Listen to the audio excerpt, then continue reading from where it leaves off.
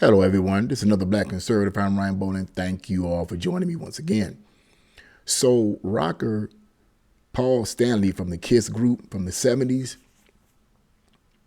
is one of those few celebrities that I see that is not cuckoo for Cocoa Puffs, you know?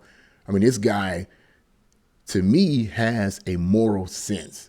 And what I'm talking about is that he took to social media and essentially attacked this gender mutilation of children, and basically, essentially, this idea of parents encouraging their children, or rather confusing their children with this idea that, hey, if you want to be a woman, if you're a biological male and you want to be a woman, you can be so, and vice versa. He basically attacked that.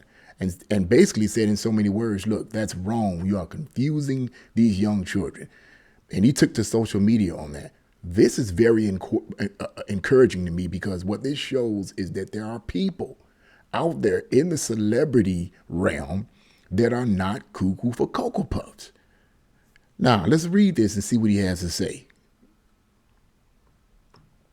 And the article says, Kiss rocker Paul Stanley took to social media Sunday and addressed kids' gender identities and the parents who are, quote, normalizing and even encouraging participation and embracing their desire for sex reassignment surgery, calling it, quote, a sad and dangerous fad. And let me say here, let me point out something here. As angry and frustrated as I often get with politicians pushing this and school teachers pushing this gender reassignment and so forth upon young people, it's even more distressing when you have parents that are encouraging this, because see, the buck stops there.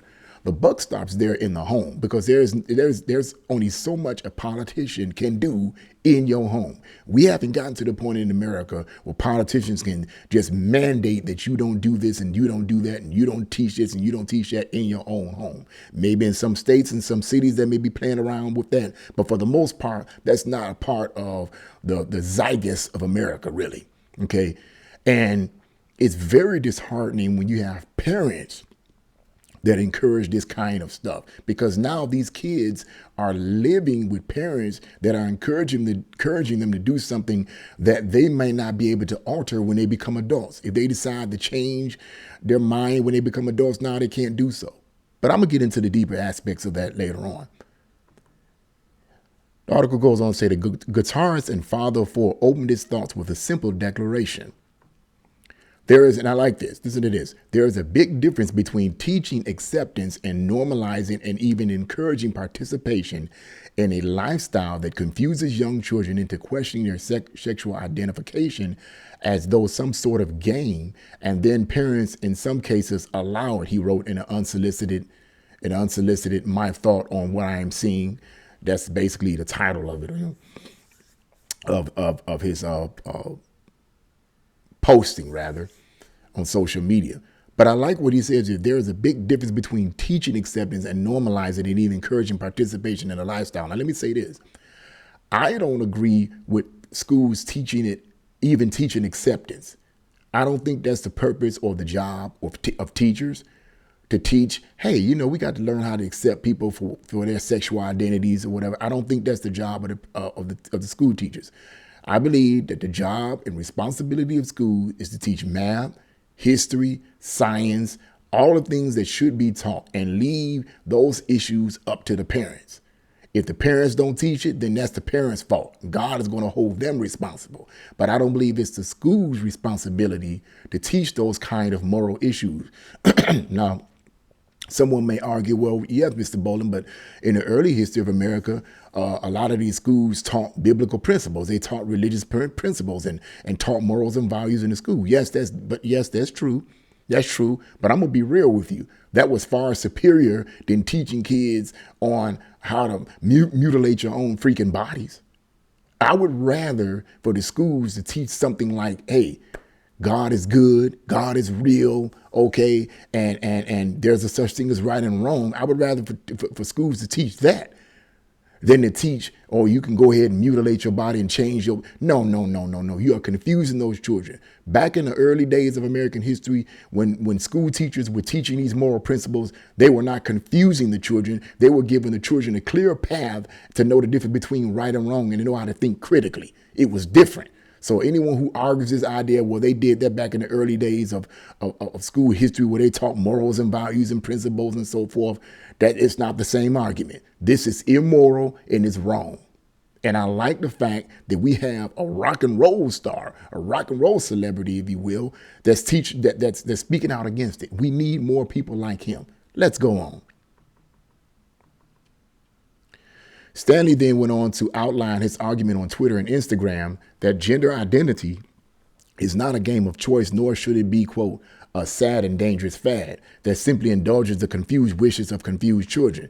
And he said, and once again, this is what he says here. I'm going to read the latter portion of his my thoughts on what I am seeing assessment.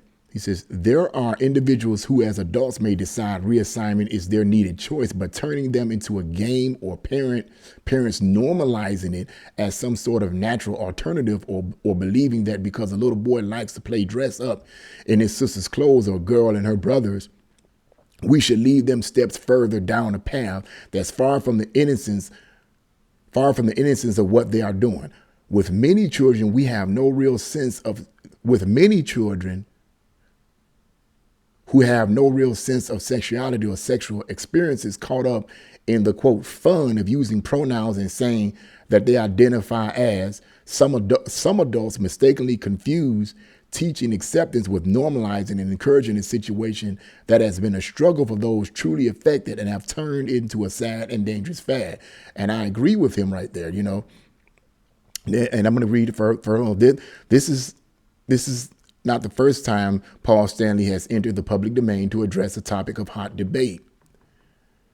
Last year, he joined many in the music and entertainment industry world by speaking out against Kanye West after the rapper shared a string of anti-Semitic and racially insensitive comments. And that's the end of that article right there. But yes, I applaud this. I applaud him. Yes. I applaud this guy for what he is doing. I applaud Mr. Stanley for what he is doing. Now, I totally agree. You know, look, people have, look, different strokes for different folks. If you want to, as an adult, change your gender identification, that's your choice. I mean, that is your choice. I don't care. Most conservatives don't care. Most human beings don't care. I'll keep saying that as a disclaimer, because I don't hear nobody fussing and arguing. I don't care about that. The children, it's different because you are basically saying as parents, when you encourage this type of negative and destructive lifestyle, really, that can be destructive to them when they grow up. As I said earlier in the introduction of this video, when they grow up, if they decide to say, hey, I don't want to be like this, they can't alter their bodies anymore. From what I understand, there's no kind of drugs that the doctors can give them to bring their body back to the way it was before. So now they're messed up for life. And I have seen and heard of stories where parents encourage this type of stuff. And when the child got to the age where they were able to make wiser decisions and wiser choices, they begin to look at themselves and say, wait a minute, I don't want to be like this. And now I'm caught. And I fault the parents for this. Yes, I fault the nasty politicians. I can't stand them jokers. I fault them too for planting the seed. But I also fault parents who don't have sense enough to see that this could hurt your child. You're not loving your child, okay, when you encourage them into altering their bodies and then saying you love them tomorrow. I love you, so I'm going to encourage you to alter your body. No. You're not encouraging them by doing that. Wait till they become an adult. Then when they get out of your home, they can make whatever decision they want to make. But when they're little children, your responsibility as a parent is to take care of those children, and make sure those children have the things that they need. You certainly aren't giving them the things that they need by teaching them that it's okay to alter your body at that age. It's not okay. It's just not. Period. Bottom line. It's just not. And for a celebrity like this, well, a lot of people look at him like now, they probably don't even know who he is. But for a celebrity like this, that's good news. That's good news. And I commend him for that, and I commend them for it. But once again, in the end of this video, you know, parents are really, I would put it this way. Parents hold a stronger case for responsibility towards their children, even greater than the schools. Okay. Because when the kids come home from schools, they come home to mom and daddy, or just mom or dad. If it's a single parent home, okay, whatever.